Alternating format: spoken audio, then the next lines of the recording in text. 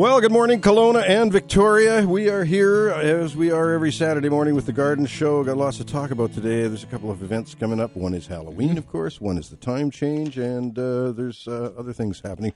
Yeah. But first of all, the tips and plants of the week. You betcha. Go out and get some bulbs that are on sale. Yeah. You don't have to put them in the garden. Put them in pots. Cover them up with some sawdust. Mm-hmm.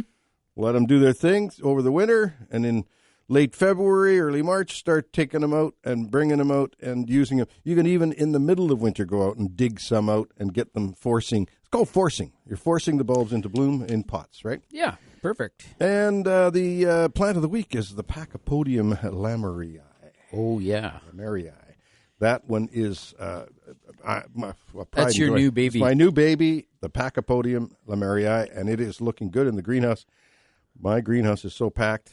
I can hardly get another. It's overflowing. I can't get a cutting in there. Yes, exactly. And we just launched that video on Don's greenhouse. If you want to check that out on Grower Coach on YouTube.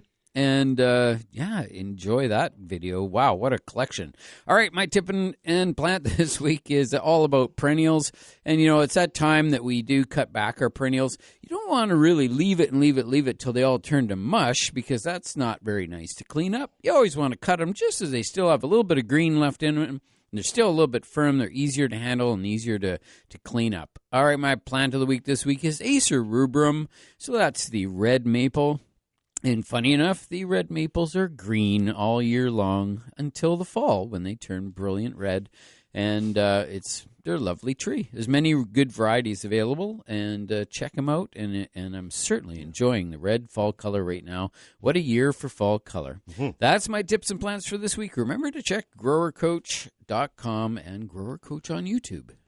Ken, I may be wrong, but the fall color thing, over the years, I've always felt that we got put in the back burner here as far as fall color goes, because back east they're famous for their fall color, and various places in the United States are famous for their fall color. Yeah. It just seems we're getting better and better. Is it because I remember the very first time I saw an Acer rubrum in the nursery, our nursery, and my brother and I looked at it and I said, "Whoa, that is one beautiful plant." Yeah. And that's happening. The city's planted a lot of those around. The ginkgos are turning golden yellow. Yeah, very nice. The Norway maples are quite golden. Isn't it amazing, though? Here we are going into November, and a lot of trees still are completely green. Yeah. Their leaves have not turned yet. And for us, you're going to see a lot of broken branches if we get some heavy snow here, which could show up. Get prepared, because next week, coming up Tuesday, it's going to start to drop in temperature here in the Okanagan. Yep. Right now, today, which is interesting, it's +8 in Kelowna and +8 in Victoria. It was this morning earlier when I was looking at my computer. Yep. Forecast is for a high of 12 in Kelowna and a high of 12 in Victoria. Isn't that something? But, folks, that parallel is not going to last. Because you're not, the folks in Victoria are not going to get -3 next week like we are. We're getting -3 next week. And that's nothing to be afraid of, but if you're a tropical grower, the way we often do, and a lot of gardeners have these plants that are tender, they really don't like to go below about 10 degrees Celsius. Like, they can do it, but they'll would survive, never, but they shiver in their boots. Yeah, they don't like it. They don't like it. So that's where, again, you having your little greenhouse is just a wonderful spot, and the plants just love it and grow. And little is right. I mean, it's an 8 by 12, Ken, and I've got shelving units to try and maximize the space as much as I can. But, oh boy, it's tight in there right now. Yeah, I like to leave the pathway at least open so I don't trip on things. So you can get in there to water. And do my thing, and the head house has a little bench and for potting and whatnot, which is good. But and I've got that beautiful setup that you gave me as a gift, which I really appreciate. That heat pad. The lining. Yeah. I took some old. What I did was on this bench. I took, and I've got metal benches in there, as you know. Mm-hmm. What I did was I took these. I forget what they're called, but they're thick mats that are used for. Like belts. Belts. It's a belt. It's a big belt. Only they're about 15, 18 inches wide. These belts. Right. So two of them along the bench does the thing, and then what I did was I zap strapped that cable to the wire bench. Expanded metal bench that I have, and I put that cable under there. along with the thermostat and whatnot, and put these two mats on top. And so it's that like whole a bench, conveyor belt. That's what I was looking for. Conveyor belt. Once in a while, Ken, a word slips my mind. It happens to us. Not all. often plants, but names of things and names of people slip my mind. But plants seem to jump out at me. Yeah. More so, you are the plant guy that you and Dan Bruce. If I want to find the name of something, I go to you guys. But anyway, it's been fun. I've really enjoyed this greenhouse. I've had it now since 2017. But of course, we closed our acre of heated greenhouse up in 1997. So I haven't had the big guys. And in the wintertime, we had plenty of room in those greenhouses to pull stuff in. We had all those bonsais and everything. We had plenty of room and various temperatures, right? Yeah. Whereas I've got 8 by 12, and I have everything from orchids to cycads to coleus cuttings to geranium cuttings to many dracaenas, and crassulas, all sorts of these. Jade plant. Every one of them, really, all this the succulents, all the euphorbias and whatnot. Everything takes really in reality. I should have 5 greenhouses for different plants, right? You go to the Allen Gardens in Toronto. If you ever get a chance, if you're in Toronto, you got to go to Allen Gardens. They've got 4 different greenhouses, all different climates. One with bromeliads, one with orchids. I think the orchids and the bromeliads are in the same greenhouse. I think But anyway, the 4 different kinds. One greenhouse is strictly just succulents and cacti, so it's dry and hot. Is that where that big pachypodium? Big pachypodium. I sent you a picture. Yeah. Now that's pretty scary because if this pachypodium gets to be that size, I'm out of luck. Yeah. Or I'm going to have to rent space in somebody's big greenhouse. Yeah, you can put your greenhouse up on stilts or something. Yeah. Well, it already is. When I put the greenhouse up, it was 5 feet tall, right? From the ground, and it was glass right from the ground up. So I cut a foot off of it, but I raised it up 3 feet on a wall, on a pony wall. Yeah, so I put it up on a pony wall. So I've got a 3-foot pony wall and a 4-foot greenhouse on top of the pony wall, and then it goes up to a peak. So I mean, it's 3, 4, 7. I've got a 10-foot high peak at least in that greenhouse. So I can put like that jacaranda is in there. Yeah, I got my jacaranda. I cut it right back. Yeah, well, I got a picture of that, or a bit of the video on that video, and that plant is looking beautiful. Yeah. Now, do you know if that thing blooms? Because they bloom those beautiful purple flowers. Does it bloom on old wood? Well, they're in bloom in Australia and South America right now. They're in bloom. This is their spring, and they're in bloom. They're beautiful. When I was, you had to cut it back like 3 feet. Unfortunately, right? That's the problem. Yeah. Ken, if I had a bigger spot, that jacaranda would bloom for me, but it blooms on old wood, and it doesn't bloom on fresh new wood. So that's the key. Beautiful thing. So if you want to have a look at Don's greenhouse, just go to YouTube, look up Grower Coach on YouTube, and you can check out the latest video, which I just put out this morning. Cool. And it's called "My Greenhouse is Full." Don Burnett's plant collection is overflowing. Hey, another event coming up, Ken, next week: the time change. The controversial time change, okay? Yeah, here we go again. Here's my opinion. Here's my opinion, okay? If we don't go back to standard time next week, if what a lot of people, let's stay on daylight savings time, okay? So say we're on today's time, like the way it is right now. Yeah. At 8:30 in the morning, it's going to be still pitch dark. It'll be dark, yeah. Now, so what kind of sense is that? Yeah, if you're starting work outside... then it does actually make a little bit of difference for sure. But for people who work late into the evening, like if you work 8 to 4:30, by 4:30 it's pretty much dark the other way around. So you still have to use lights or something on your job site, assuming you're working outside and there's no perfect lights. I just think that when you get up in the morning and go out at 7:30 in the morning, it should be getting light. Yeah, well, right now driving to work it's dark. Because, we're heading to work about 10 after 7 or so. Yeah. If we stayed, I mean, I'm not trying to get controversial here, but it'd be interesting to see what people So what we should do then is we should fall back this fall. And stay falling back. Just stay like that. Yep. Because then that gives us that a little bit. It's the morning. Yeah. Now, I have mornings. friends, and Craig McCaw, good friend, and I hate to use his name in vain because I'm not really, because I love the man, former guitar player for Poppy Family. Yeah. Craig is adamant that they stay on daylight savings. Right. You know?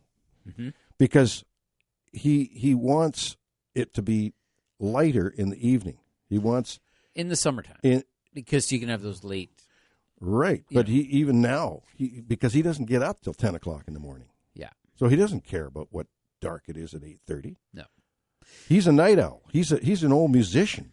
And they sleep in and play their music all night, right? Yeah, yeah. And so he wants it to be daylight saving so that it's at 5:30 in the evening. It's still he's just getting out of relatively bed late. about noon, right? Yeah. So all those years of playing right. rock and roll. Greg, I hope you're not listening or listening and being understanding this is a big joke. Yeah. 250-862-2525 to get through to us if you're in the Kelowna area, and 1-888-780-4273 if you are in the Victoria area. And we really appreciate everyone listening this morning. Give us a call, join the conversation, and ask your garden questions, or give us some advice. I'm sure you've got it. We'll be back with the Garden Show after this short break.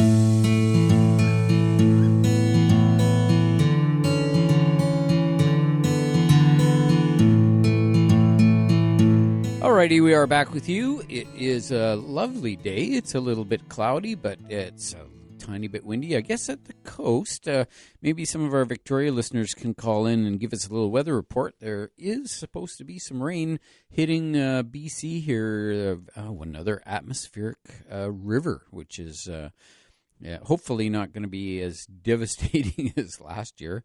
Let's just tone it down a notch, and we do need the water, we need the rain, but just the right amount. If we could, we can't really throttle it back, unfortunately. So when the rain hits, it just hits, and the atmospheric river is literally like a river in the sky. But we're hoping it'll ease some of the pressure, just getting some of the reservoirs filled back up, and then it can move on, and we can go into winter, like a normal winter would be. So that's the way she rolls. Okay, we're back here, Ken. I just posted. The reason I was being quiet there was I posted that video on my Facebook, your Facebook page. So you can have a look on my Facebook page or go to YouTube and do the Grower Coach thing. That's kind of cool. We're going to go to the phone lines, and we have Betty on line 1. Good morning. Good morning. How are you today? We are 100% waiting for the trick-or-treaters to come. That's excellent. I have just 2 quick questions. Can you winter the spikes? Are they called dracaenas? Is that what the spikes are called? Well, they are sort of, the common name is Dracaena palm. They're neither a Dracaena nor a palm. They're called a cordyline. And but that's okay. That's just, those are semantics. The ones that I got this year got so big and so beautiful. I just wondered if I could winter them. Well, they're actually quite easy to winter in the garage. Where are you located, ma'am? In Glenmore. In Glenmore. If you have a garage that's sealed off, it doesn't have to be heated. Pretty much those plants will survive in there. They will take about -8, -10 max. Oh, that'd be good. But don't leave them outside, because we get more than that here in the Okanagan. But down at the coast, our Victoria listeners, they keep their Dracaena palms, outside. Yeah, in the garden. In the garden, most winters they survive, over winter. However, last winter we had some phone calls saying something's wrong with my Dracaena palms. Yeah, well, it just got too cold for them. Yeah. So, but here you got to protect them, and if they're in the garage, and we get minus crazy 22 or something like that, and you feel that temperature in the garage is going to get down beyond -8, -9, then you want to, either put a big blanket over them or put a little heater in there beside them just to kind of keep the brunt off it. But you can keep them over the winter quite easily. Yep. Wonderful. Okay. And my other little question is, I planted one of my amaryllises in the garden. I haven't dug it out yet. Is it too late to bring it back out and put it in the garage? Your amaryllis, the hippeastrum, and it's out in the garden right now?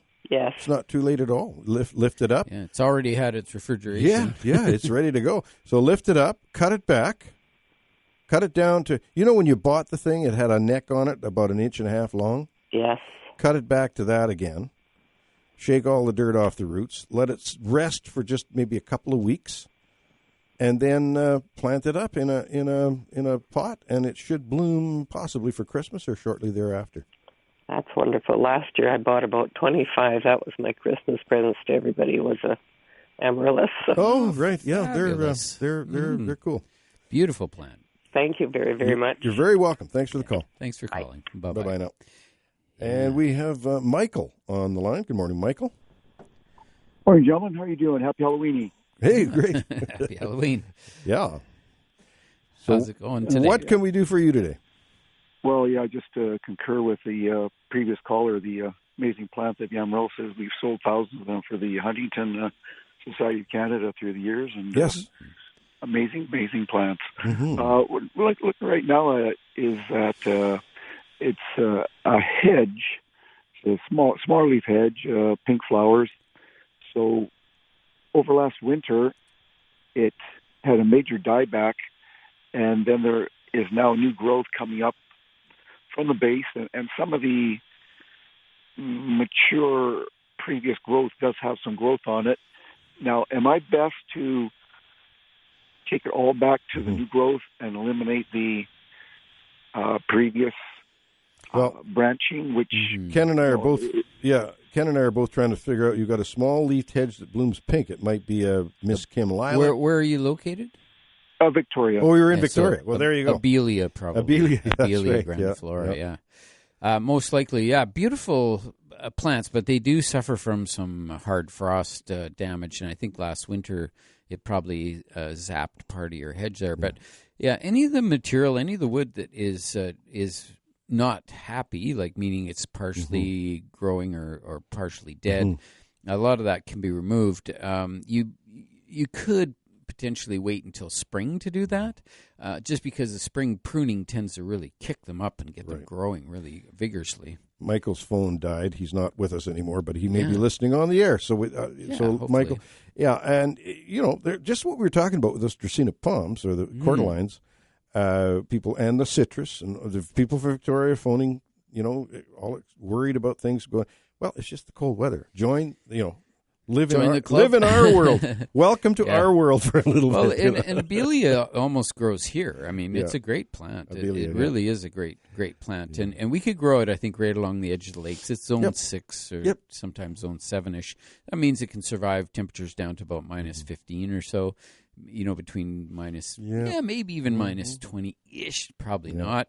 But I know at the coast they did have that real cold snap last winter, and it zapped a lot of things. So. And they have to, and the plant has to get used to being there. I mean, you can sort of acclimatize plants a little bit to a degree. Bring something into the Okanagan that normally wouldn't grow. Well, here. We grow tea roses here, and they're zone 7, so they really don't survive beyond about minus 12, maybe in that range.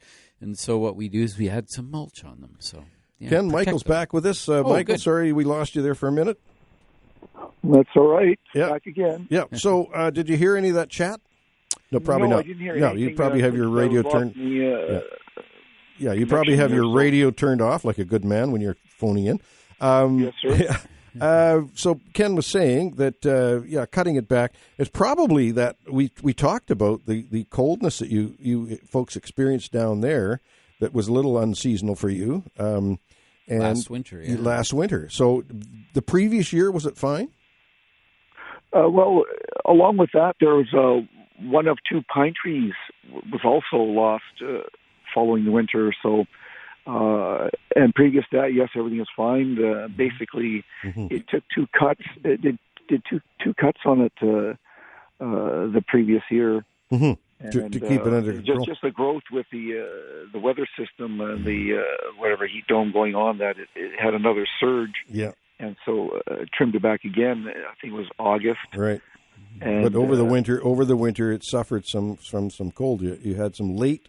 It was late cold too, so the things were starting to wake up a bit, and then they got hit, and that's what probably happened to. And we're figuring it's an Abelia, the hedge. that you have. But yeah, you can definitely give it a trim. I just was mentioning that if it's neat and tidy enough to get through the winter right now, then you can just leave it as is. It's not really going to grow any until spring at this point. So I would be inclined, if it's neat and tidy, just to leave it. But then when we get into spring, more close to early March or so, then I would get out and give that thing a really good, strong haircut, a trim, take all the dead wood out, and just leave the healthy stuff at the base and regrow that thing to get it back into shape. It'll grow back up from the base, Michael. Just leaving the former structure there just as a protective over the winter feature, rather than having it all just potentially being flattened by any sort of snowfall, which one section did suffer that one winter. So. So all righty. Press the restart button next spring. Very good. Okay, buddy. Thanks for the call. I okay. Appreciate it. Stay healthy. Wear those masks, please. Yeah, we will. Yes, absolutely. Yeah. Okay. I have to tell you, I've got about 3 seniors here, or friends and all 3 of them came down with the COVID, and the last one really got hit hard. Oh dear. I'm still struggling now with a chest issue. So, regardless of what you're hearing in the news and what have you, please wear those masks. Yeah, it's out there. It is worse than people are actually indicating. Yeah. Michael, thanks for that advice. We appreciate it. You're welcome. Thank you, sir. Yep. Okay. Thank you. Bye-bye now. Bye-bye. Bye. Okay, we're going to now take a short break, and we'll be back with The Garden Show after this short break.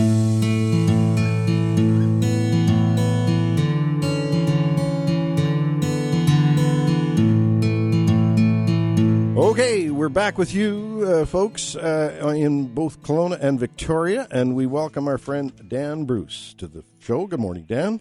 Good morning. Good morning, Dan. Dan, I just want to let you know, the plant of the week this week is Pachypodium lemuriae.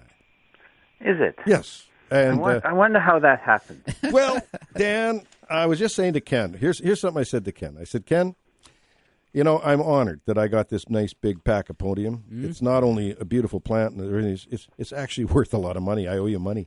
But actually I don't, because here's my philosophy. You have plants, Ken has plants, I have plants. I consider them all our plants. They're all I have access to your plants anytime I want. I have access to Ken's, vice versa, back and forth. So they're all our plants. Okay? We can always visit. I'm just what do you call it? The caregiver of this plant, but it belongs to all of us. I'm not supportive of your communist views. Oh, the communist! There you go. Plant communism. Okay, what have you got up your sleeve today, Dan? Well, I was down the bottom end of the garden looking at what has survived, and the answer is almost nothing. But one of the losses was my Buddleia Lock-Inch. Oh, okay. And that was quite a spectacular one. It had kind of gray-blue foliage with bright blue flowers with each with a kind of an orange center. I remember that one. Yeah. Anyway, I bought that a long time ago and kept it going because Lock-Inch, the Buddleia Lock-Inch, is a hybrid. It's came to the notice of the gardening staff at Lock-Inch Castle in Scotland. And of course it all circles around because Lock-Inch Castle and Castle Kennedy are the homes of the Earls of Stair. And back in the 1930s, when James Dunwaters was at Fintry, arrangements were made that the 12th Earl of Stair was much involved with, and that involved gathering the herd of Ayrshire cattle that was Scotland's gift to British Columbia. And the movers and shakers in that move was James Dunwaters and the 12th Earl of Stair. Interesting. You know, So, you've got such history going on here. It's there was, fabulous, and the 12th Earl of Stair, John James Hamilton Dalrymple, to give him his full proper name, he was born in 1879 and died in 1961. But he had quite a history. He was in the military and served in the Scots Guards in South Africa and in the First World War. And the First World War didn't go all that well for him because he was captured. Okay, yeah. Taken prisoner. But survived. And the treatment of prisoners in those days was really quite interesting.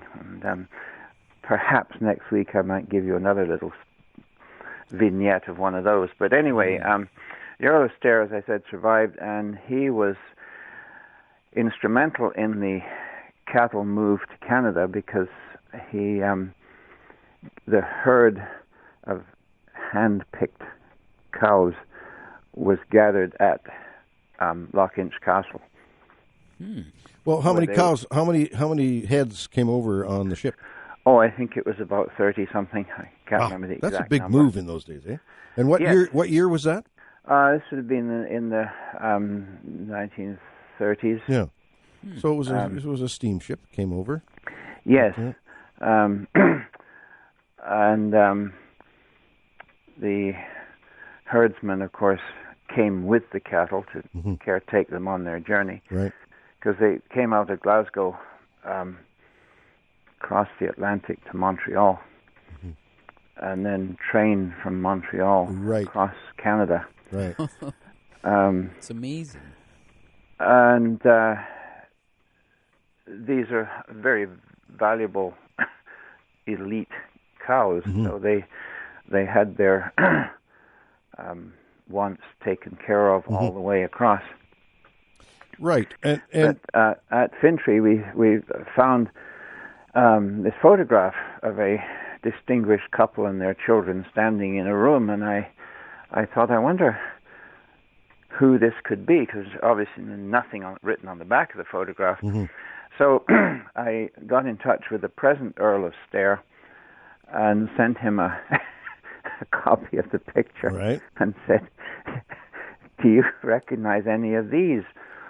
And he replied and said, unfortunately, he didn't recognize anybody in the picture, nor did he recognize the room in which they were standing. So that picture still remains a mystery as to who they were. Yeah. Yeah, interesting. Yeah, old photographs, and of course, there's people that you could ask are disappearing as well. So it's the present Earl is certainly alive and well. He is actually our late Queen's cousin. Oh, okay. There you go. It's all intermarriage. Look at Dan. We're going to have to. We got another caller coming in. We're going to talk to them. We always appreciate your input here. It's always fun to talk to you. And thanks again for the Packapodium. I mean, but it's still your Packapodium. You can go visit it anytime you want. This is the plant communism here. No problem. Okay. All right. Okay, buddy. Bye for now. Bye-bye. Thanks, now. Dan. Take care. Bye-bye. Yeah, I'll tell you, Dan Bruce. And I really do appreciate it. We've got Karen joining us. Good morning, Karen. Good morning. How are you gentlemen today? We are well. Good, thanks. Yeah. That's good. At least we're easing into fall instead of racing for the cold temperatures quite yet. Yeah, another few days, and we're going to hit that -3, which is not terribly cold, but it's almost enough. shorts weather. It's we might have to switch out of shorts. Yeah, that's right. Well, depending on the type of person you are, for short. There's those that are diehard. Anyway, as I phoned in previous times, and have a few raised garden beds in my backyard, and I live in the Rutland area, around the Hollywood Quigley Road area. So, tomato plants, if my adult son and I were to, could we take and construct some sort of covers for them if we wanted to carry the tomatoes out there? Well, yeah, you'd have to put a little heat in there too, because they're heat lovers. My I've taken my tomatoes all out now, and I've taken the green tomatoes, put them in nice boxes, open. I've washed them off with a little bit of tiny 10% bleach solution just to kill any pathogens that might be on there that could get in and rot them before they ripen.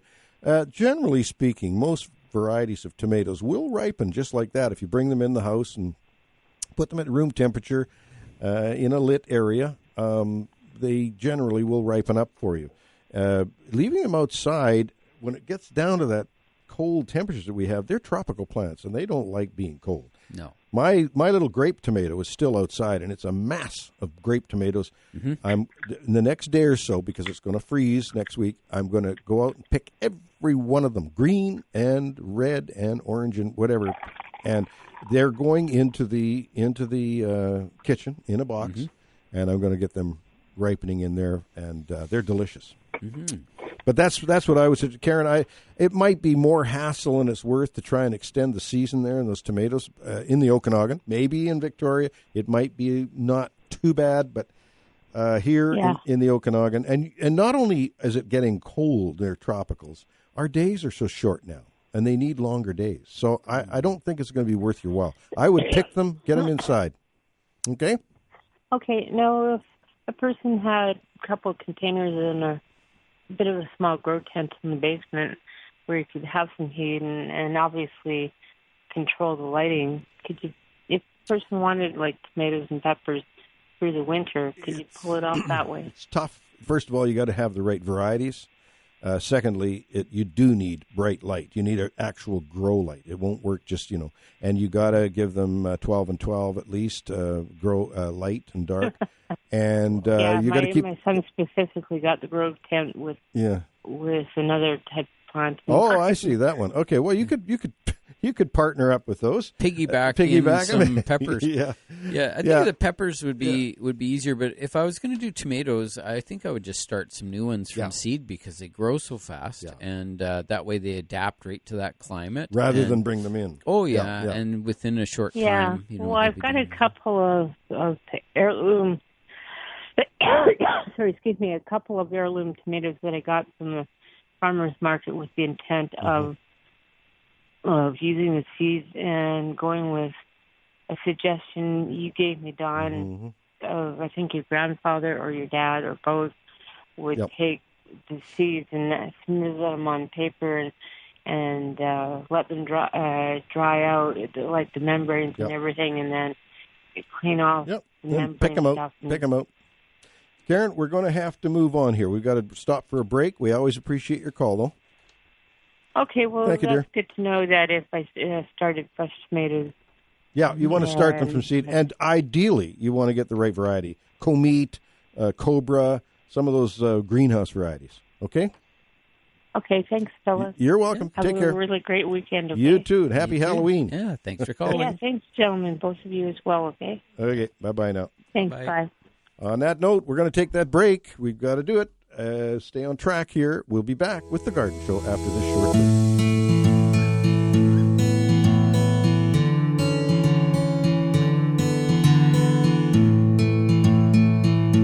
We're back with you we're just finishing up the first half of The Garden Show. We got a whole blistering hour ahead of us again at 9 o'clock. We are having Amy join us on the line. Good morning, Amy. Good morning. Hello. Good morning. How are you today, Don? Well, we're well. Yeah. How's it going? Yeah. Anyway, I've got some garden problems. Anyway, I've got 2 rose bushes. Anyway, they're both the same species, and they give yellow blossoms. And anyway, I just wondered, what am I doing wrong? Because some years we'll get blossoms, and other years we won't. You think it's a fertilizer, or you think I'm pruning them back too hard, or doing something wrong that way? Well, we got to figure out what kind of a rose you've got. You say they're yellow? Yeah. They give beautiful. Yeah. I mean, lots and lots of blossoms when it does blossom. Does it bloom? Does it bloom through the summer, like continuously, or does it bloom all at once in June and then she's done for the year? All at once in June and done for the year. I've got another rose bush, It's a reddish type, and it blooms regularly all throughout the season. It's beautiful. That's right. Well, there's so many different classes of roses out there, and what you've got in the one is a shrub rose that is probably, it might be Harrison's yellow, that kind of thing. But if you prune it back too hard, you're going to cut off the blossom potential on it because it blooms on older wood. Okay. So that's maybe what's going on. Okay, so I'm cutting it back too hard. So I should cut it back 50% from what I'm doing, I'm sure. Well, try that, Ken. Or even less sometimes. Yeah. Like it's just if a rose. So again, that's why it's so important to get them identified, is so we know what type of rose it is. Because a lot of roses, some of the varieties that I grow, I never prune them. I just let them grow, and they get quite large, and they're just spectacular. They're a big shrub, and they're beautiful. They bloom like crazy, and so those are types of roses, like as we were saying, shrub roses, and they're awesome. So. With yours, if you ever get, when that thing is in bloom and doing its thing, you want to get some pictures of it and maybe send them to us just so we can have a look at that. Might be able to identify. We can pinpoint it, and then we can give you some really good tips as to how to grow that particular rose. It sounds like you've got a shrub rose, and it's going to get big, so you have to have room for it. Isn't there a Persian yellow? Persian yellow and Harrison's yellow. Austrian copper, was that one? Well, there's Austrian copper, but it's that two-tone one. Yeah. But these are all species roses. Yeah. And they bloom once through the years. And I'm doing actually helping the master gardeners next week or the week after with a presentation on roses. And boy, oh boy, you won't believe the how many classes of roses there are nowadays. But they're still those old roses, those species roses, are so important to recognize. Some of the rugosas, but they only bloom pretty much once. They don't bloom continuously through the season, where they've developed new roses that do repeat bloom. Right. So I think you've got that. I think you're just pruning it too hard, taking too much wood off. Okay, so I should cut it back. If not, leave it alone. Well, leave it alone this year. Don't touch it, and see what happens. And if it has a massive bloom, there's your answer. Absolutely. You mind if I give you a second question? Quickie, yep. It's quick. I got a cedar tree, a great big cedar tree. Yep. It's irrigated. It's on an irrigation system and everything. And it up and died on me. And I just don't understand how it could have done that, because cedar trees are so tough. Now, are you in Victoria or are you in Kelowna? It's a cedar bush. Yeah. I'm in Kelowna. You're in Kelowna. Okay. You got a cedar, and it is a cedar, like a thuya or arbor vitae type thing. Pyramid cedar. It was about 8 feet high at least, and it's big and bushy, broad, wide, and it up and died on me. Well, there's a number of things it could be, but one of them is there is a cedar borer that gets in there, so you want to check the trunk to see if you have any brown frass coming out. And if it's dead, you can actually rip it apart, rip the bark off it and look for channels, like little tunnels and stuff underneath the bark. Because that's pretty common now. We'll see hedges where you get one or two dead in the hedge, and then it sort of spreads to the one next to it and so on. It's often a cedar borer, and unfortunately, not much you can do about it. And if it's dead, it's dead, but you just like to know what caused the death, of course, and... One of the things it could be is root rot. It could be a root disease, which is not common, but it can happen in cedars. Yep. Okay, Aim. Hey, thank you so much. Buddy. You guys are the best. Oh, thanks, buddy. Take care. Thanks, man. Take care. Yep. Bye-bye. Bye-bye. And Sandy is joining us. We got a couple of minutes here, Sandy. Good morning. How are you doing? I just brought a Sansevieria home from Mom and Dad's. Nice. It's probably about 3 feet tall. Wow. But some of them, about a third of the plant is not sticking up straight. Yeah. So it's taking up quite a bit of room. It's also got a flower spike on it. Oh, that's nice. Oh, yeah. cool. Never seen that. If you'll notice that flower spike, Sandy, this is good information for you. Yeah. That flower spike, if you look closely at it, it reminds you of a Dracaena flower spike. Yeah. And they've changed the name of Sansevieria. It's not called Sansevieria anymore. They're called Dracaenas. Can you believe that? Because they like to confuse us. Yes. Absolutely. That's exactly what they're doing. Anyhow, all these leaves that are sticking out straight instead of up tall, Yeah. they're not soggy or anything. Like they're It's just floppy. Yeah, you can cut them off. okay. Or take them off at the Or joint. you can put a little strap around the bottom of them and snug them up, which is what often with Sansevieria. Even just like trying to hold it up, they don't really want to go up. Like they're pretty strong straight out. Okay. Is it a round cylindrical type of Sansevieria, or no, it's the regular blade type one. mother-in-law's tongue kind of thing? Yeah. Yeah. Yeah. So I was just wondering about that. It's like, should I try to divide the plant and keep that part and plant it upright, or just cut it off? Well, what I've done with mine, because I'm trying to make room in the greenhouses, I've ripped them apart and replanted a small piece of it in a small pot to grow on. But with that flower spike, you want to at least wait until that's done so you can enjoy that. That's kind of cool. Yeah, That's cool. It's almost done. Very I didn't cool. realize it was even there because it was against a window, and when I went to move it was like, hey, there's a flower on That's that. cool. That's cool. I love it when things Exactly. bloom, especially things that we normally don't see bloom, and you see them bloom with Sansevierias and various other plants, certain cactus will bloom. Yeah, the last plant that's over there is a ponytail palm, about 7 feet tall. Ooh, wow. Ooh, nice. You got a 7-footer, eh? Yeah. Oh. I'm a little concerned because it's really cold out now, and I'm not sure how I'm going to move it to. Yeah, you got to get it inside. It's not going to survive. No, it's out. It's in the house. Oh, okay. But to move it from there to here. Yeah. Use a dolly. Use a little round dolly. Yeah. We got to take the big break here, Sandy. All right, then. Appreciate the call as usual. Okay. Take care. Bye-bye. Okay. Bye-bye. Bye-bye now. And on that note, we're going to take a break here, and we'll come back with a rip-roaring second half of the Garden Show when we come back after this short break.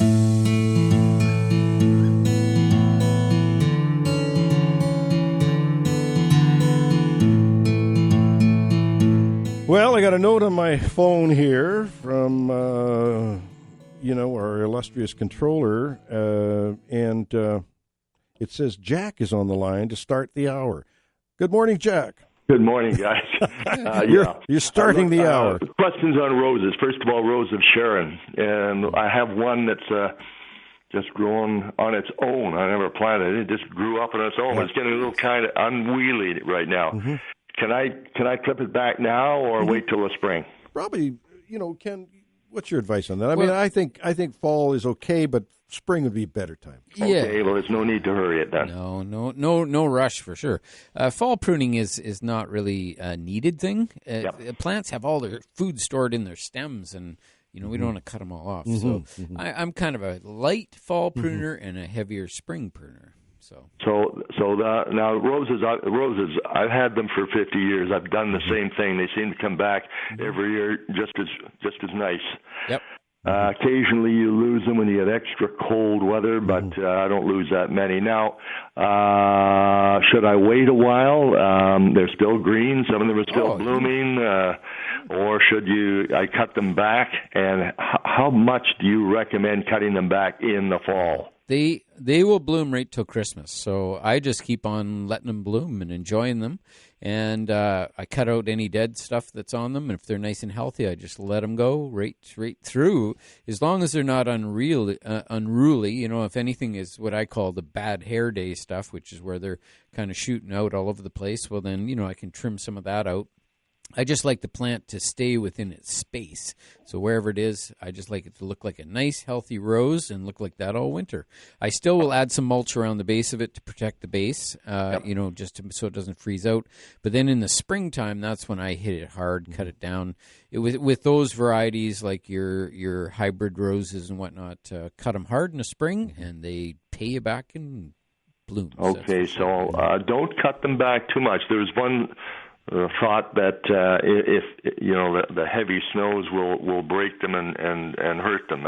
You don't subscribe to that? I guess on the big shrub ones that could happen. Look at Jack. I've got a sheet on pruning roses, and it tells you the timing and how much you prune of each class of rose.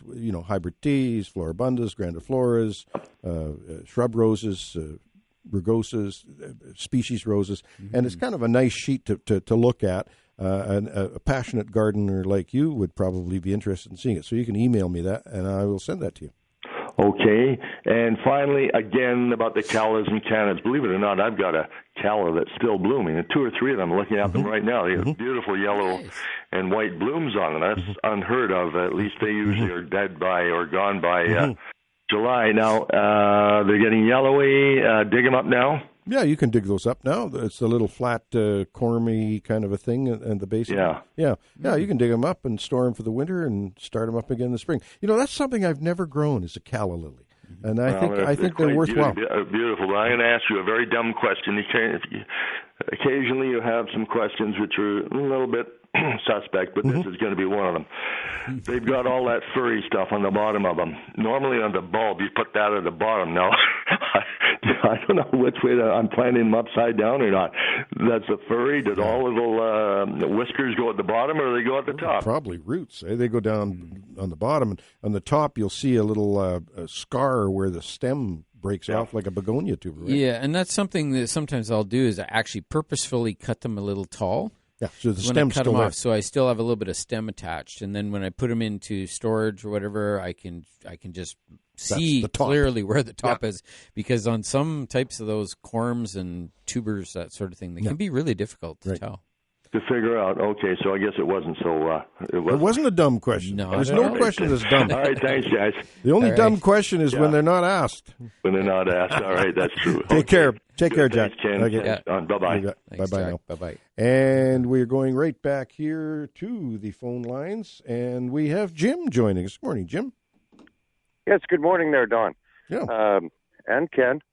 My question is more for you, Don. I've been listening to you over the years, and I've kind of listened to your progress on building a greenhouse. I'm going to build a greenhouse, a 6x8 behind the chicken coop. And I've got the electrical out there and the water out there. I'm just wondering, how did you heat yours? I've got a little gas-fired hot air heater in there made by Modine. It's called a hot spot or hot shot. It's called hot shot.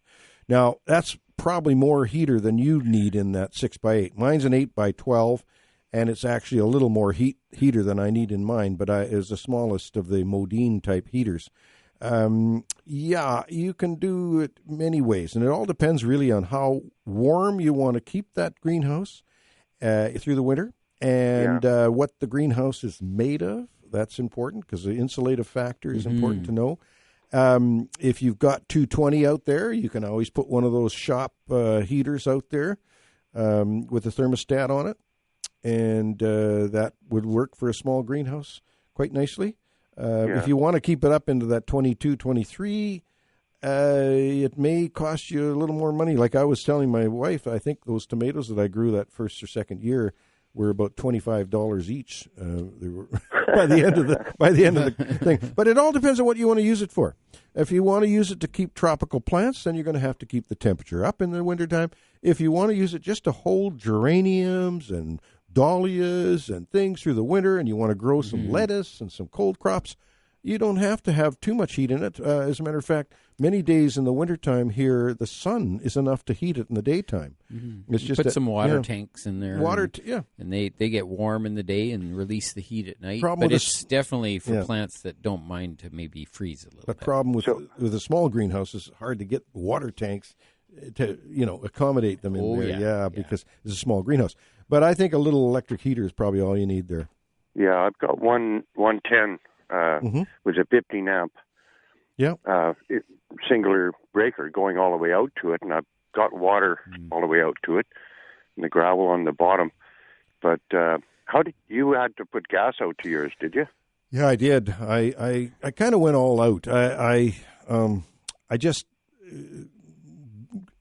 plugged my nose and just went at it because I wanted it to be like it was when we had our big operation. And so my greenhouse is, it's climate controlled. It's got one stage of heat in the wintertime. It's got 3 stages of cooling in the summer. I've got a swamp cooler that comes on, 2 stages of fan speed, and it's all run by a little Wadsworth controller. I went all out, but a person doesn't have to go all out to still have a lot of pleasure from the greenhouse. Mine, I got gas in there. I've got 220 in there if I need it. I got a 40 amp breaker box in my Oh my goodness! Yeah, okay, 40 amps. Yeah. Yeah, that's lots. I was thinking of putting a concrete floor in there, and putting a very small hot water tank that runs on 110, and then running some lines there and putting some dicol in it, and putting a thermostat and a pump on it. Yeah, that might be. It'd sure be nice if you could get 220 out there, though.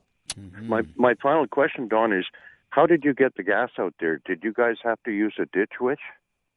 Well, I had torn up my backyard completely because I was redoing my whole backyard, and so I just dug. I had a small excavator in there with a very small excavator, and I dug the trench with that. Oh, you didn't use a ditch witch, it being Halloween and everything. Yeah, you could do the ditch witch. Of course you could. Yeah, that's I'm right. dressing up as a ditch witch this Halloween. There you go. Yeah. Jim? Actually, if you were the operator of a ditch witch, you should wear a witch costume. Yeah, absolutely. That's right. Yeah. It'd be kind of fun. Anyways, thanks a lot, guys. Oh, yeah, man. And if you ever need any more help with your greenhouse, I'm an excited greenhouse guy. And, if you want to give me a shout at home, I'm still in the book, Jim, and we want to chat about it because I just love the passion of somebody. I know I'm going to try and help my buddy Charlie Hodge build a greenhouse, too, this winter or in the spring, I suppose. And I like doing it. Yeah. Well, this is going to be a whole year and a half project for me to get it going. Of course. So I want to do it right, and it'll be fun. It's all fun. Yep, you betcha. Thanks, Jim. Thanks, guys. You betcha. Thanks very much for calling. Bye-bye now.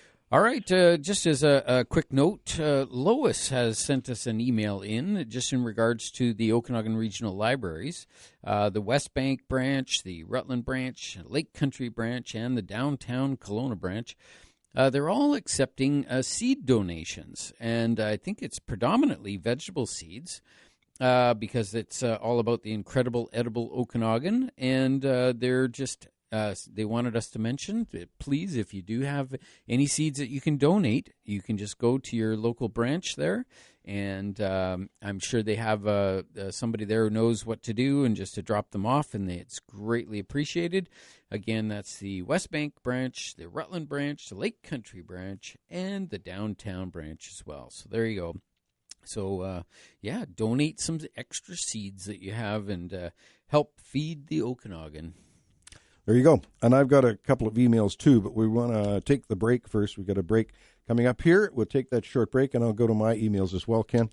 250-862-2525 to get through to us today, if you're in the Kelowna listening audience, or 1-888-780-4273 if you're in Victoria or anywhere online.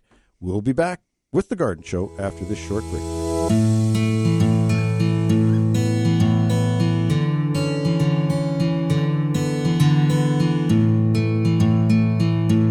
Right on. I've got a couple of emails, too, but I think I'm going to wait. I will contact them personally. There's some poinsettia question here. Actually, this one went to England. If you go Don at thegardenexpert.com, you get to me. If you go Don at gardenexpert.com, you go to England. My good Alan Mason is garden expert in England. Meet him? I met him on the phone. I didn't personally, but I had a nice chat with him when I was in southern England this spring. And we had a chat on the line. He says, "Hi, Don. One of yours here. All is good here. Hope you're keeping well. Best wishes, Alan." And he does work for some very, very high-end estates there in England. And anyway, I've got this email. It says, "Called a long time ago, and during the conversation on air, I mentioned our campaign supporting Victoria General Hospital." Here we go. This is very important. We are the hospital auxiliary, and we sell poinsettias to raise funds for a specific piece of equipment. You suggested I should call in when the time came and talk about poinsettias for patients. Should I just call in next week, which I think is the best time to promote it? Next week would be fine, Val. We appreciate that. I may give you a call. You give me your phone number here, so I may give you a call. Definitely poinsettias for patients. Beautiful, top quality, island-grown holiday plants. The Victoria General Auxiliary and you. Anyway, we'll go through that, and we'll talk to Val. And yes, Val, if you're listening, give us a call next week, and I'll make a note to call you if you don't call in. And that's a good cause. Poinsettias have been used for many years to do that sort of thing. Yeah. Oh, and they're so beautiful, and what a nice gift to give somebody who's under the weather. Right. Fireworks. Okay. Yep. It's Halloween, and we don't. There's not a lot of fireworks around anymore because it's it's a fire hazard, it's a health hazard, it's an injury hazard, and all that sort of thing. But Ken, when we were kids, you could be 12 years old, walk into the grocery store. Every corner grocery store had a wall full of fireworks. You go in, you buy your fireworks, and you go out and you start lighting them right away. I mean, just right away. Oh, we got fireworks. Well, you were supporting your local fire department. You see, that was. I don't recall any fires happening. I really don't. Mind you, Cologne only had 14,000 people. Yeah, in those days. And you were always running away so fast you never look back. I'm not for a minute. I'm not for a minute suggesting that you should go out and get some illegal fireworks and start firing them off. No. But they're still selling them around. I think. I'm just saying. I think the kids back in the '60s had a lot more fun than the kids having today. I'm just saying. We had fireworks. Things are more flammable now. We had fireworks. Yeah. We're going to invite and welcome Sandy back to the line. She's always got an extra question, and we're here to answer it. There you go. Hi. I actually forgot to tell you about my peanuts. Oh, right. Oh, your peanuts, of course. So I dug them up, and out of 30 plants, I got a small container of peanuts. Oh, my. They probably needed a whole extra month. Yeah. Wow. Yeah. They're definitely... The ones that were there, I got like a few that would have been good, but most of them were full of wireworm. Oh, dear. Oh, really? Yeah. Well, I'll tell you, Sandy, that's a novelty thing. It's like me and my pineapple. Like it takes me 3 years to grow a pineapple, and you can go into the grocery store and get one for $3.99. Yeah, so it's a novelty thing. It's a novelty. You're not gonna get rich doing the peanut thing. But I remember when they first came out, Stoke Seeds started promoting this northern peanut variety, and Mom. And I think I mentioned this story before, but it's worth again. When Jimmy Carter was running for president, and I think it was the year he got in, 1977, somewhere in there, we had a big celebration, sold peanuts that year in peanut plants in the garden center, and it was all to celebrate Jimmy Carter getting in, being a peanut farmer. Yeah. Yeah. Well, I just gave them all to the chickens. I figured they'd deal with the worms. Oh, they love the worms. Oh, they'd love the wireworms. However, that bed that had them in, do I now have to worry about the wireworms? Yeah, they're going to be around because wireworms don't go away. You've got to control them. And if you email me, I'll send you my wireworm trap section I have on my PowerPoint. I can give you the page. We have to see if there's a product called Grub Begone as well. I would check the label on that. Don't think it does, Ken. I've checked that. It doesn't do wireworm. Wireworms are weird because they're a beetle larva. Yeah, they won't but do. I don't know. They do weevils, and weevils are a beetle larva. Because I was going to put carrots in there next year, and I think now would it be better to put an above ground crop in and not a root crop? Yeah, probably, but the wireworms will get, like they'll go after your freshly put bean seeds in, they'll put corn seed, they'll go after that too. It's they can be problematic, wireworms, but and there's no, we used to have the diazinon granules or whatever that sort of thing. We don't have those products anymore. Ken did mention the grub out with the nematodes, but I really think I've done my homework on that. I checked into that. No, one time. this one doesn't have nematodes. Oh, Grub Begone is a type of BT. Okay, but well that might be different. I don't know. Yeah. We should research. Yeah, we'll research on that because if that's the case, then you've got yourself a bit of a weapon. Otherwise, email me and I'll give you my wireworm trap info. Because I've never had them before in any of my. Yeah, it's a click, and it's like it's a raised bed, so it would only just be in that one bed. Yeah, the click beetle, the little beetle, we used to turn it upside down and it would click up, back up. That's the adult, and they live for a long time. The black guys. Yep, black. I hate click those beetles. things. Yeah, those are the adult wireworm. Yep. Okay. There you go. Thank you. You're very welcome. Sandy. Take care, Sandy. Bye. Okay, bye-bye.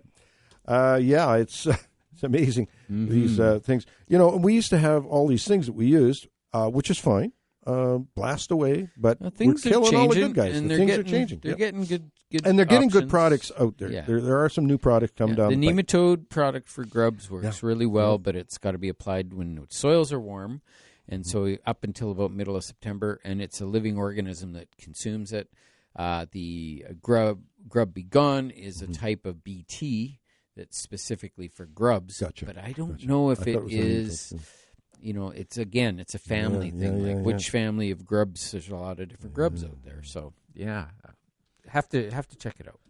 Ken, I finally got my garlic in. I got 150 garlic plants growing. I got 150 bulbs in there. Nice. 3 different varieties. I've got a German red, and I've got the regular one because I want to braid. So I got lots of that regular one. Oh, so you're trying that one.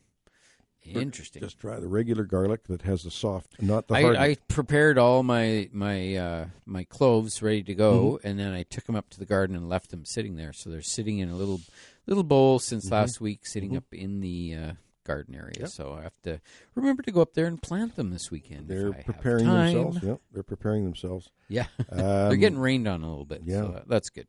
Got some really good cuttings coming on of all my coleus plants.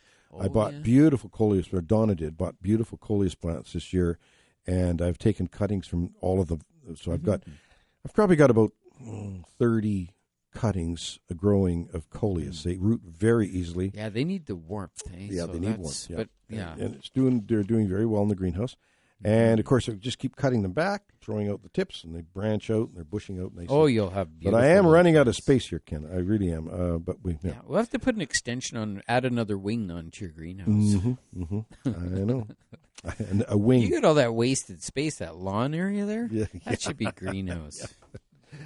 I don't think it'd be aesthetically pleasing as well. But it's like when I was doing the backyard, the plan was to build a little wing on the shop to. Have a machining area. The west wing. The west wing on the it'd be a south wing on the shop, and it would be for my machining area. But fortunately, I've been able to convert my shop into a woodwork machining shop, metalwork. Yeah, it's a combination. That's very shop. cool, though. Yeah, and so I can switch around.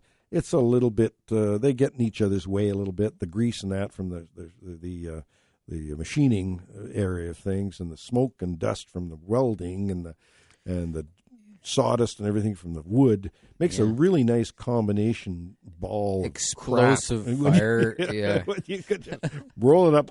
All this it's a fire starter. Material. You could good fire crunch starter. them all into little balls and sell them as Christmas fire starters. Perfect fire starter. Well, we don't have any calls waiting on the line, so I think what we're going to do is take a short break here and await your calls. 250-862-2525 in Kelowna area, 1-888-780-4273 in the Victoria area, which has been with us now for 1 year. Yes. There we go. As of today. Yep. We'll be back with The Garden Show after this short break.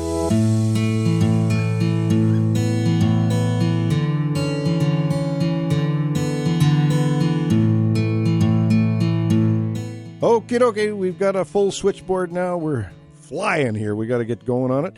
And we're going to welcome Jan is on the line for us. Good morning, Jan. Good morning. Good morning. Good morning.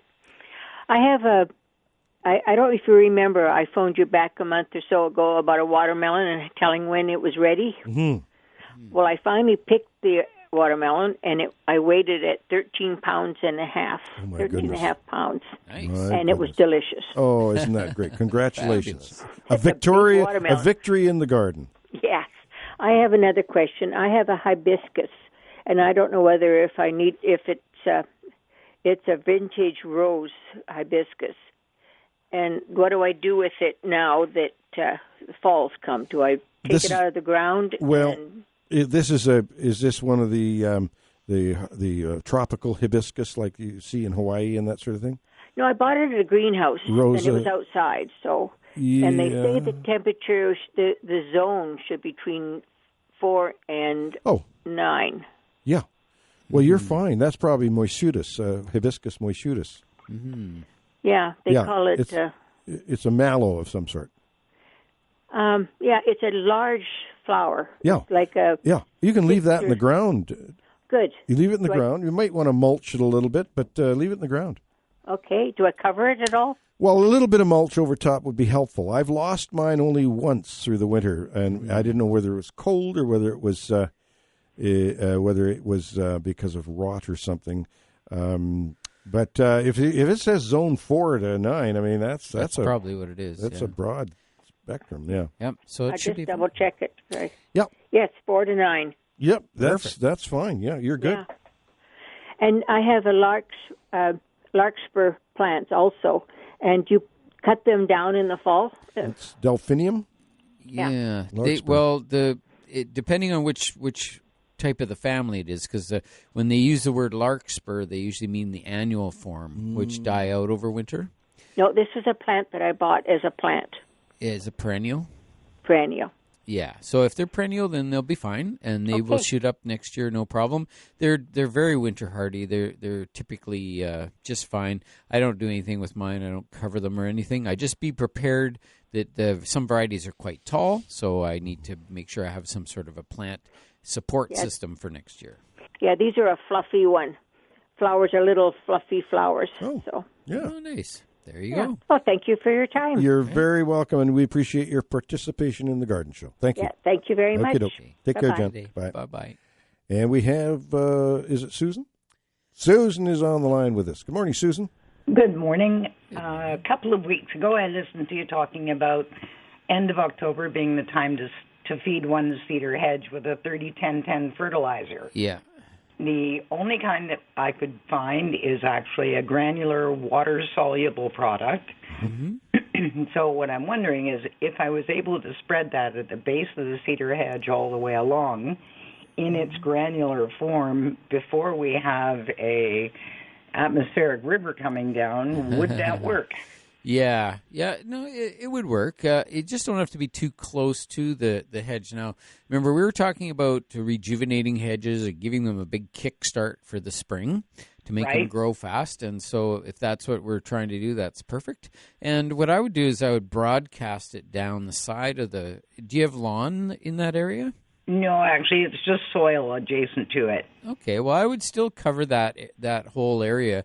I would just take a little... This is a granular fertilizer, or is it liquid? It's a water It's granular. Water soluble. So, so then that could be applied, anytime. And, you could even get some onto the plant as well. But Jan's asking, can she put the actual granular on the ground? And I'm wondering about that, whether that is not a good idea. I think the best thing is to mix it with water at a tablespoon in a gallon and water it in. Okay, and it won't end up too diluted if we have a huge rainfall? It will, but you need to do multiple applications. So the water soluble is not as long lasting, but what we need to do is get it into the plants now so that it'll store that in the plant for next spring. So whatever way you do it, like if it was granular, you'd put that down now. But if it's water soluble, you still put it down, but you follow those label directions. You could go a little stronger if you wanted. Yeah. You could double that to 2 tablespoons in a gallon. And then that would, the atmospheric river is something we have to deal with, that's for sure. Okay, that sounds good. All right. Well, good luck. Thank you, dear. Appreciate the call. Yeah. Okay. Thanks for calling. Bye-bye now. Yeah. And we have Roy joining us. Good morning, Roy. Good morning. How are you guys doing? We are well. Good, thanks. Yeah, you sound like you are anyway. Yeah, we you mentioned garlic. I have a friend who wants to experiment with the garlic. She's been saving it. She was going to plant it a few months back, and I said no. I said, I heard you mention that you have to wait till, Thanksgiving or something. Yeah. And does it need any preparation? Like it's been sitting indoors? Well, you want to feel it and make sure it's firm and viable. I bought some garlic to put in the garden this year, and out of all the garlic that I had probably 3 dozen of the whole garlic clove things.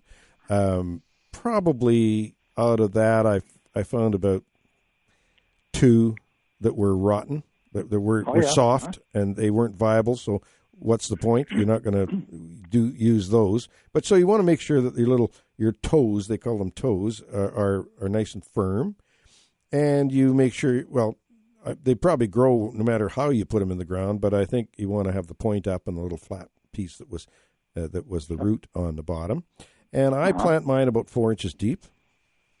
4 inches deep? Yep. Okay. About 4 inches deep, 3 to 4 inches. Put a little mulch on top, and I just planted mine yesterday. And normally we do plant them at Thanksgiving, but as Dominic Ramponi, our good friend who's farmed in the Okanagan for years, says, a little bit early this year, that we have such a late fall. He said I'd bump that up a couple of weeks, which I've done, and they're in the ground now. And do you water them as well? I soak them up, yep. Make sure they're well watered after you've planted them, and that will give them because they're going to do a lot of rooting right now, just like fall bulbs, tulips and all that. They root in at this time of year. Mm-hmm. And it doesn't matter how far apart they are? Or I put mine about 4 inches. About 4 inches? I put them 4 inches, but you can go 6 inches, but I've got such a small garden, I have to pack them in a little tighter.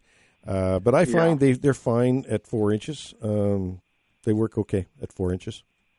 And it depends on the garlic you're planting, too. Some of the darn things are 3 and 4 inches in diameter, the finished bulb. So in those big hardnecks, you may want to plant them a little further apart. Yeah, this one that she's going to take apart is a fairly good size. Yeah. So, well, I forget what the variety is, but it's probably a hardneck, one of the hardnecks. And I think what you want to do is consider the thing before she rips it apart. Look at the size of it, and then plant accordingly. I see. Okay, just so you know, because that's a little room for around them. A little bit of room, wiggle room. Yep. Mm-hmm. Okay.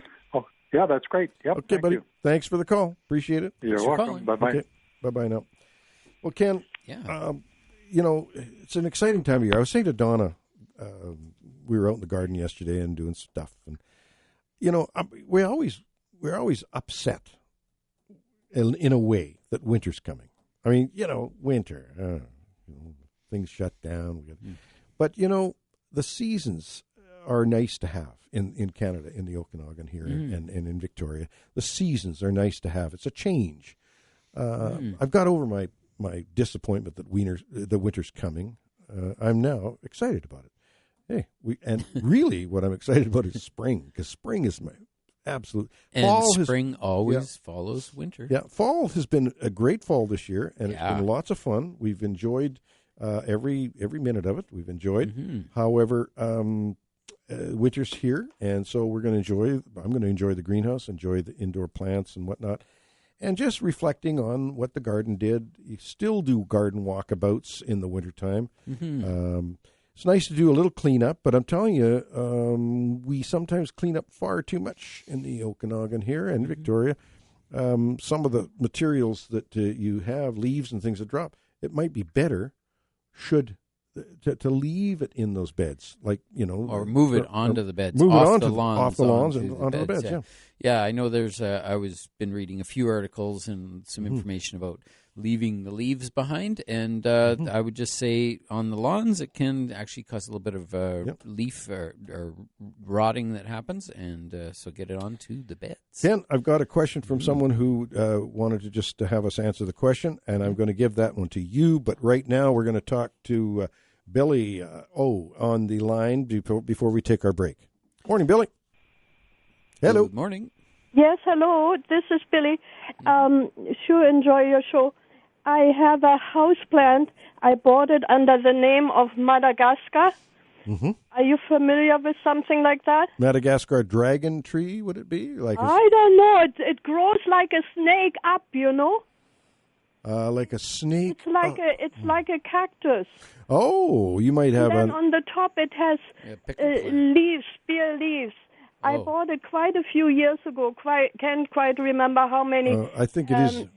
And it is about 3 feet tall now, without the pot. And the pot is so small, and it's on my dining room table in front of a window.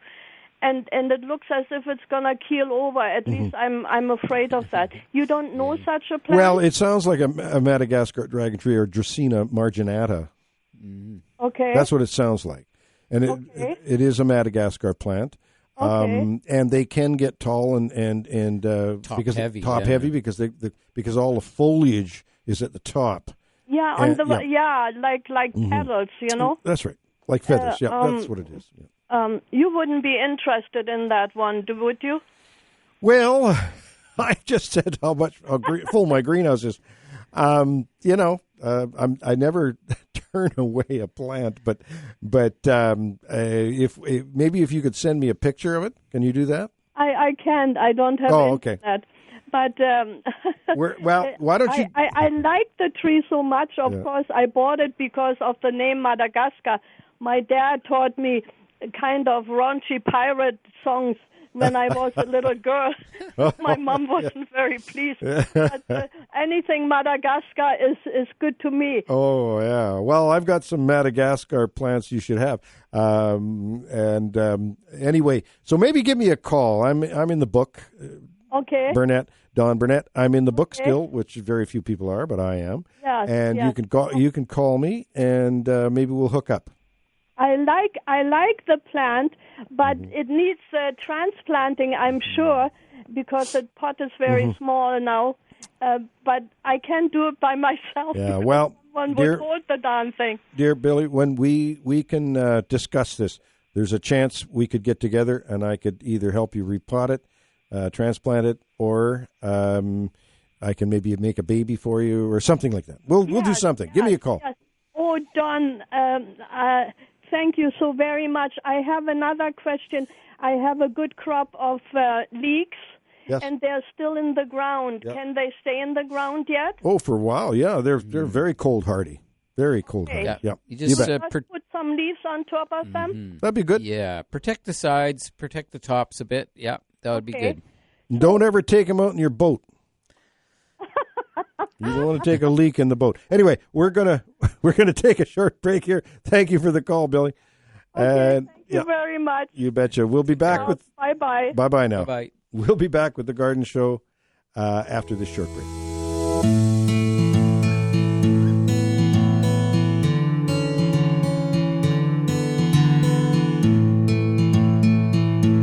We're back with you for a few minutes now before the big break, the one that we wait all week to get back to the Garden Show. We now have Maureen on the line with us. Good morning, Maureen. Oh, good morning. I just have 3 very quick questions. Perfect. One is, I heard you talking about garlic, and I've never planted it in my life, and I'm going to plant it today. You said I have 2 above ground beds, so I was going to put it where I just pulled all the strawberries that were just a big mess. I cleared all that out of there, and now I want to put the garlic in there. And you said something about mulch. Well, I have really, really good garden soil. Where are you located? Up in the Upper Mission. Upper Mission. Well, the only reason I say mulch is it just adds a little bit of winter protection for that garlic. Okay. A little bit of mulch, a light application, just kind of it makes it cozy over the winter. And that can be straw, or it can be compost, or it could be leaves. I never quite know what exactly you mean by mulch, because I know I'm not supposed to put Ogo-Grow on things I'm going to eat, right? Yeah. So do I just buy a bag of? Should I put some leaves on top of there? If you've got some leaves, that's perfect. Use your leaves. It's fine, and you probably get by with nothing, because I've grown mine without mulching. This year I mulched a little bit, in anticipation it might get pretty cold. Good soil. Well, if it's good soil, the one thing they don't like, one thing garlic doesn't like, is heavy ground, because they will rot. They need to have well drained soil. Yeah, and I found this year they like their water. They do appreciate the water. My garlic did way better this year with that new system that we had put in there, and got watered regularly. Before that, they weren't watered regularly, and they didn't do quite as well. So, Do you mean through the winter too? But no. In the growing season. Right now. Oh yeah. In the growing season, but you want to water them in. Yeah. Water your little toes in, and then in the spring. Water them in. Yeah. You bet. Okay, but. Are they going to be all finished, say, by the time I put my garden in May and June? No. No. It'll be that spot. So you want You want to reserve that for the garlic till about the middle of July is when you want to start harvesting garlic. All right. And then you could put in. Then after that's out, you could put in some cold crops or something like that. Okay, good. For winter. Okay. Okay, that'll be really great. Okay, thank you so much. Oh, you're very welcome. Thanks for the call. All right. Okay, Bye-bye. Thanks for calling. Bye-bye. And we're getting close to the end here of the show. It looks like we are out of callers as well, right? Mm-hmm. Okay, Perfect well, look at Ken. timing. Are you now next week? I'm just going to try and look at my schedule, but there might be a time in the next couple of weeks I've got to go and do another. I think it's the following week when I'm doing that. Yeah, you're Master doing Gardeners that thing. presentation on roses. That's a good. It's a good one, and you know, I've always. Back in the day, when I always talk about back in the day because when you get to be 72, there's always lots of days you can lots talk. Of back in the days lots to of talk back about. in the day. But in the 60s, when I started cutting my teeth in the garden industry, and we sold roses, of course, there weren't very many miniature roses. There was a spattering of them. Mm-hmm. It was the Wilson Nurseries that brought that into. Got us going. Yeah, they were. Yeah, that was great. Yeah. But it was basically hybrid teas, Floribundas, Grandifloras, Climbers, and there might have been some old bush roses like the Hansa and the Persian yellow, and some of those species roses, shrub roses. Mm-hmm. But now, Ken. I can talk for 2 hours on roses, and there are so many. When Mediland came out with their roses in the early 80s, that's when things started going, the landscape roses. Now we have all the Morden varieties, and we have all the Explorer series, and there's just so many roses to choose from. And they've improved to the point where they're susceptibility to insects and disease has gone down. Yeah. They are very floriferous. They bloom right through to fall. They start in June, some of them, and they're best buy for your buck, really. Yeah, for sure. And like we were talking about, I think it's for anybody who has roses is try to make notes if you're adding roses. Mm-hmm. Some roses have the little metal tags on them, which will tell you what the variety is. Remember that. Save the tag or leave it on the rose, but keep it visible so you can see it and write it down, because it's so important to know the heritage of your rose, where it came from, what it does, so you know how to prune it. The class. Yeah, you betcha. We're going to start our tips and plants of the week. My tip of the week is go out and get some bulbs on sale. They're out there right now, all on sale. Most places have them on sale. Pot them up, cover them with sawdust or mulch of some sort, and then take them out one at a time through the winter after they've had about 6 weeks of cooling. Then you can start bringing them out. You could maybe even get them for us for Christmas. Might be a little early, but have some fun with that. My plant of the week is the Pachypodium lemurei, which is the new acquisition in the greenhouse. He's looking good.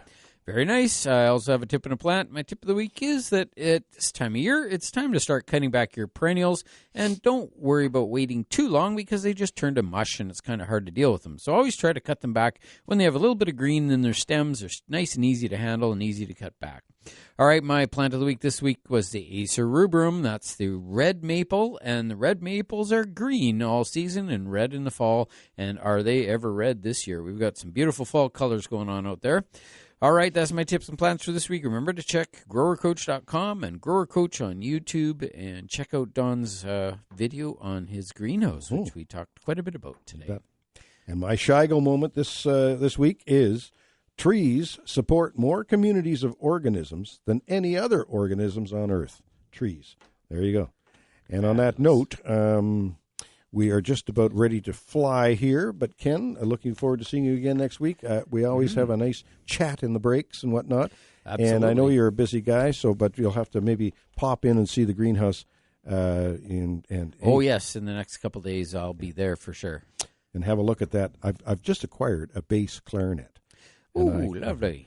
And I can play I've Only Just Begun. Anyway, one of those things. Anyway, we'll see you next week with more of The Garden Show.